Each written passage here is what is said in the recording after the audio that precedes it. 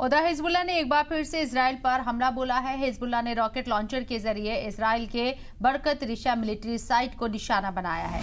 बीते 10 दिन से इजराइल लगातार लेबनान की तरफ से हमले झेल रहा है। हालांकि इजराइल ने दावा किया है कि उसके मिसाइल शील्ड ने हमले रोक दिए हैं, लेकिन तस्वीरें कुछ और ही कहानी बयां कर रही हैं। हिजबुल्लाह के मिसाइल अटैक के बाद कुछ इस तरह की तस्वीरें दिखाई दी, जहां खौफनाक आग लग गए जो दूर दूर तक देखी गई। इजराइल को कुछ और नुकसान की भी खबर है। इजराइल के फौजी अड्डे पर किए गए हमलों से हिजबुल्लाह ने बड़ा पैगाम दिया है। 7 अक्टूबर को इजराइल पर जो हमला हुआ, उसके जवाब में गाजा पर किए जा रहे हमलों की मुखालिफत में हिजबुल्लाह अब खुलकर इजराइल को निशाना बना रहा है। इजराइल जवाबी हमले भी कर रहा है। बावजूद इसके हिजबुल्लाह की तरफ से ड्रोन और रॉकेट अटैक थमने का नाम नहीं ले रही हैं। 48 घंटे पहले ही हिजबुल्लाह ने इजराइल के रिहायशी इलाकों पर 40 से ज्यादा मिसाइलें दागी थी।